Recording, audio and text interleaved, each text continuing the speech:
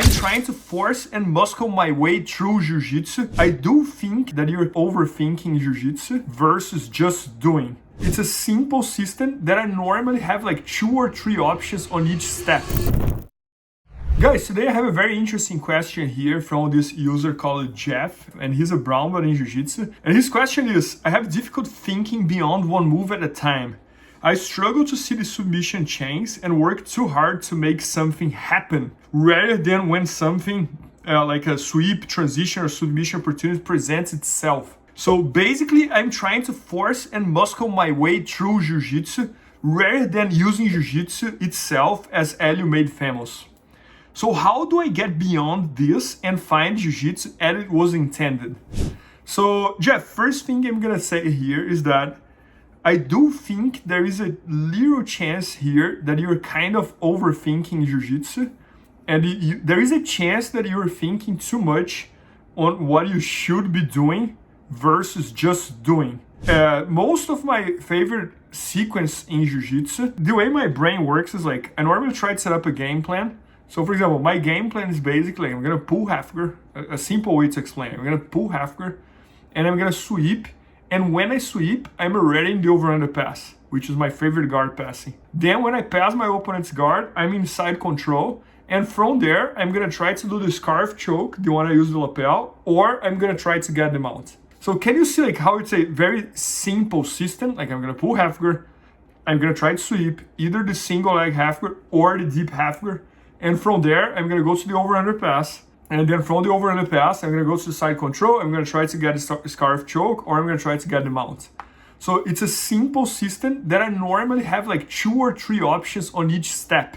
So for example, when I pull half guard, normally I go either with the single leg half guard or the deep half guard. And then when I get on top, I go immediately to the over-under pass. And then inside the over-under pass, I normally have like 2 or 3 variations depending on your reaction. And there are variations inside the over-under pass.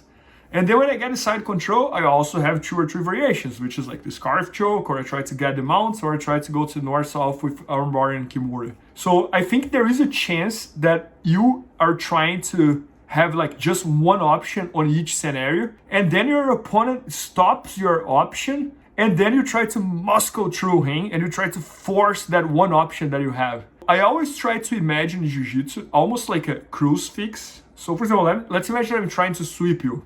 The way I try to think about it, it's almost like a crucifix. I can sweep you towards west, I can sweep you towards east, I can sweep you towards north on that direction, and I can sweep you towards south, which is like going forward, going straight after you. If I'm trying to sweep you towards my right side and you put all your weight in the left side, I'm gonna kind of waste my time forcing the right side. So I should have another option to go to the left side, so east-west. I think there is a chance that you are going to roll with someone and you think like, oh, I want to sweep him with the hip bump sweep, and I want to catch him the arm bar on the mount. And then as soon as your opponent notices that you're trying to do the hip bump sweep, he stops the hip bump sweep. So you should have a second option that's connected to the hip bump sweep that you can use right away, that goes on a different angle. So for example, the hip bump sweep from the close guard, it's almost like going north.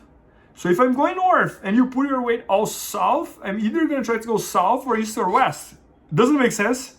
It's almost like if I only have one option and you stop it, I might try to muscle through or force it, and that's, I think, the situation you're having. Instead, I should have 1 or 2 more options on different directions. This is kind of like my 2 cents from you, from what you're explaining. It's almost like I'm trying to pass your guard towards your right side, and then somehow you frame my shoulders. I either should have a way to block the frame, to break the frame, or I should have an option to the left side. So for example, one of the reasons that makes my over-under pass very powerful is that inside the over-under pass, I have 1, 2, or 3 options for almost all the reactions that you give to me. So if you frame my shoulder, I have a way to break the frame. If you try to hip escape when I'm trying to pass, I have a way to stop to follow your hip escaping, and etc. So I think the key here is try to understand that. and understand that one option is not enough. But you even mentioned here that rather than using Jiu-Jitsu itself as Hélio made famous. So just think about Hélio Gracie. He was very skinny, he was very small, and he used to beat big guys. I can almost guarantee to you that he would try some options, they were bigger than him, and they would stop that option that he tried. And then he would go to a second option, to a third option, to the fourth option, and then he would get what he wanted. Doesn't make sense? One idea that I love to share in Jiu-Jitsu is the idea of like, almost like you have option A, B, C. Put that in a sequence, A, B, C. It's one option. You can do A, C, B, 2 options. You can do C, A, B. And it's can you see like how like 3 options is already becoming like 6, 7, 8, 9, 10. So if you combine them on different orders and then you add timing to it, like the A you spend a lot of time, the B you go very quick, the C you try to drain his energy. Does it make sense to you? But anyways, the bottom line here is like, from what you shared, I believe you might have one option and you might be trying to force that option against your opponent versus accepting that he stopped at that option and you need a second one, you need a third one, you know, like, and etc, etc, etc. I don't believe you need 10 options for every move, but I do believe that you need at least like 2, 3, maybe 4 options, you know, like. So anyways, really good question. Thanks for asking. And then, and guys, talking about options, my best-selling series at BJJ Fanatics is called Jiu-Jitsu for Old Guys.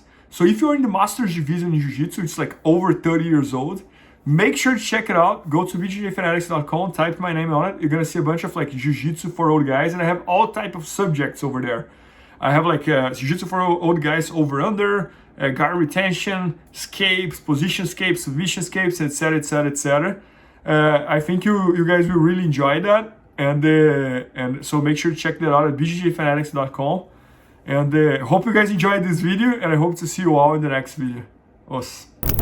Please help me out to grow my YouTube channel. Just click subscribe. And to watch more videos, just click under see more videos. I hope you enjoyed. BJJfanatics.com. Use the promo code YouTubeFaria to get 10% off any instructional video. Improve your jiu-jitsu faster.